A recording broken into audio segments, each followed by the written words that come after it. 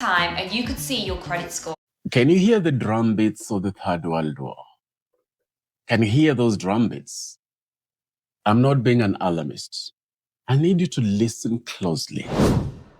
There are 3 places that the drum beats of the Third World War are actually sounding. And that sound is getting louder.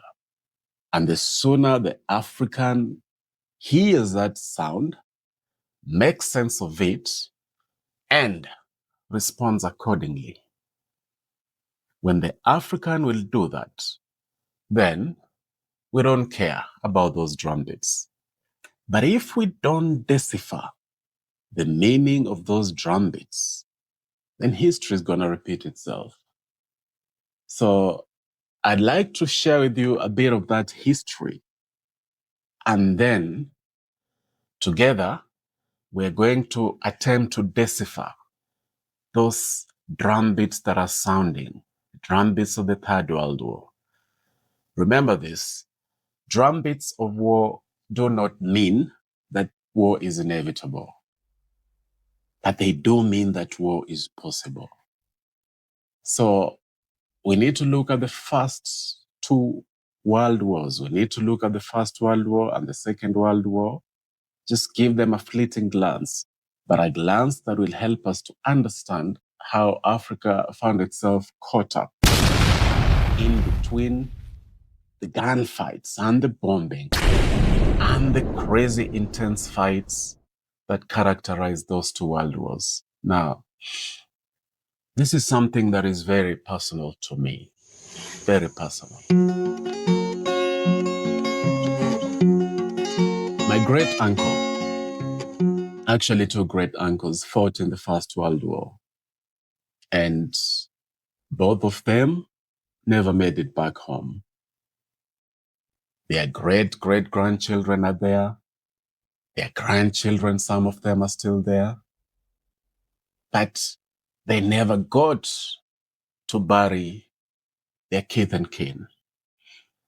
Those who are there never got to bury them because they died in a distant land. One of them died in Italy. For the other one, it's not even known where he died. And the crazy thing is this. One of them was a soldier. The other one was a porter. Do you know that hundreds of thousands of Africans died in the First World War? Hundreds of thousands of them. They died in the First World War, fighting in a war that had nothing, absolutely nothing to do with them. They were very happy living their lives here in Africa, in the village. And then they were conscripted. I will not even use the word recruited because they were conscripted, which means that they were taken by force to go and fight in a war that they didn't understand. In the Second World War, my own grandfather, my father's father, he fought in the Second World War. He did. He went all the way to Europe, fought in that war. Thankfully, he made it back home. Thankfully, he was not amongst the tens of thousands of African soldiers who died in that war. But you know what? Something tragic happened. Something really tragic happened.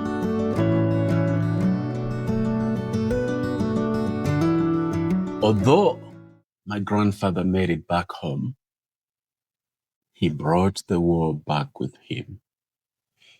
They didn't have a name for it back then, at least in the village. But we now know that it is known by those 4 acronyms, PTSD. PTSD. To his final breath, my grandfather suffered from PTSD. But the people didn't understand what that was about. They thought he was just being moody. They thought he was just being himself. They didn't know that he brought the war back with him.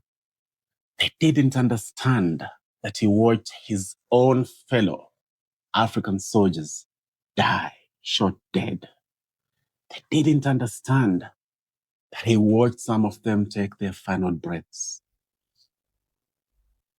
And all along, he was asking himself, why am I even here? Why am I here? We have Africans like him who fought in that Second World War. Tens of thousands died. Some like him were lucky to make it back, but they brought the war back. Now, even more tragic is the fact that Africa is still fighting Europe's wars today in mid-January 2026 as I speak to you. Look at South Africa. Look at Jacob Zuma, former President Jacob Zuma's daughter. She has been sued because together with others, they recruited young, vulnerable South Africans to go and fight for Russia against Ukraine. They practically conscripted them because when you use deception to lure people into war, that's conscription. Because you're doing it against their will. If they knew that they're going to fight in a war, they'll tell you thanks, but no thanks. Let me continue living my life here in South Africa. But they use deception, colluding with people in Russia to lure these young South Africans to go and fight in a war that has nothing to do with them. Just like it happened with my grandfather. Just like it happened with my great uncles. And you know what? They're not alone. In Kenya, in West Africa, actually across Africa, there are pockets of Africans that have either been conscripted to fight in the Russia-Ukraine war through deception, even though a few of them have signed on willingly. Now, I say willingly because they just want a job. They're tired of surviving, waking up every day, wondering where they're going to get a few dollars, a few shillings, a few kwacha, a few naira to make ends meet. And they reckon that they might as well give it a shot in Europe. Now that you understand that context, I need you to realize that the drumbeats of the Third World War are sounding within this context of a historical context where Africans have been lured, have been forced to fight in wars that had nothing to do with them. So we must learn from that history. Let me quickly tell you where these drumbeats are sounding. The first place is, of course, the Russia-Ukraine war. Because the Russia-Ukraine war, what it did is that it began making it clear who are Russia's allies, who are Ukraine's allies. For Ukraine, it's clear that the western part, all the western part, those are Ukraine's allies. And by extension, the African countries that have prioritized good relations, so-called good relations with the West, they're also Ukraine allies by extension. Countries like Kenya are firmly in that corner. Countries like Nigeria are firmly in that corner. But countries like South Africa are firmly, or mostly firmly, in the corner of Russia. Now, here's the danger. If you take a roll call and tell all the African presidents, hey guys, as the commanders in chief, if you had to send your soldiers to fight on either side, those who will send their soldiers to Ukraine, let me see by a show of hands. Let me see. Do you know that multiple African countries will then raise their hands? If you then pose a question, those of you that will send their soldiers to fight for Russia Let me see by a show of hands. Again, you will see multiple African countries raising their hands. And folks, therein lies the danger. A divided Africa will end up suffering like crazy. I kid you not.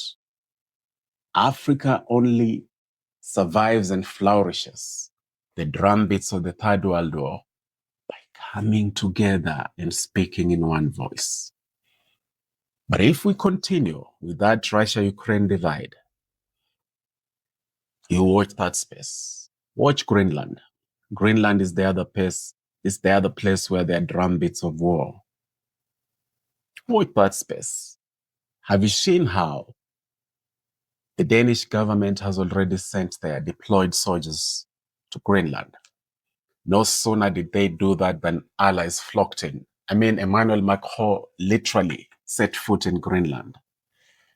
A number of European countries have said that they too are sending their soldiers to Greenland. Because they are very clear on what they want as Europeans. We as Africans must be very, very, very clear on what we want. And what we want cannot be to support our allies in the West or in the East. If you're gonna have a number of African countries siding with Russia, China, North Korea in that Russia-Ukraine divide, and then have a number of African countries siding with either the US or Russia regarding the Greenland conflict, then what happens is that Africa starts being pulled apart. Africa starts being torn apart, being divided.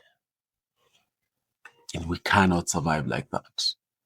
Vladimir Putin has already said that if America invades Greenland, that if America sends its troops to Greenland to supposedly take over Greenland, Vladimir Putin has already said that that will be the end of the world, because the Russians will consider that to be direct aggression against Russia.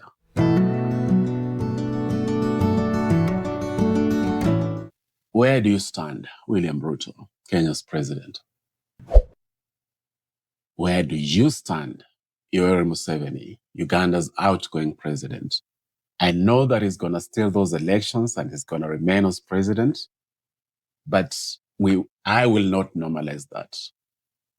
Where do you stand, Bola Tinubu, Nigeria's president? Where do you stand, Cyril Ramaphosa, South Africa's president? Where do you stand, John Mahama, Ghana's president? Where do you stand, Ibrahim Traore, Burkina Faso's president? Where do all the presidents of Africa stand regarding the Greenland standoff?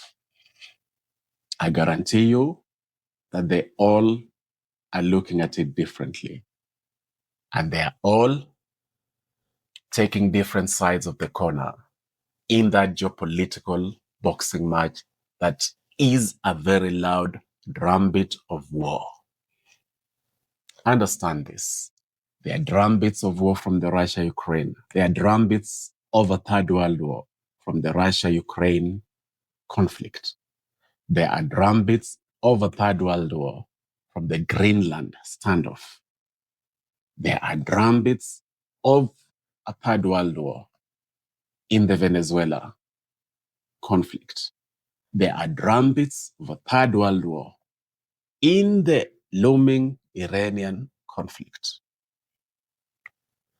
Critically, Africa must not go down the same route that left my grandfather in Europe fighting in a war that had nothing to do with him. But that is exactly what will happen if Africa does not come together and speak in one voice regarding those drumbeats of the Third World War.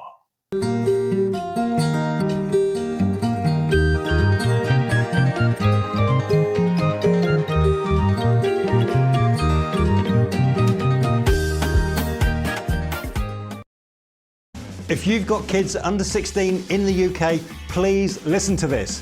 What would happen to your family if your income just stopped tomorrow? And I don't mean later, I mean tomorrow. Most of us just don't have savings to carry our family through that. That's why I got life cover. Right now, parents in the UK are locking in up to £300,000 of cover.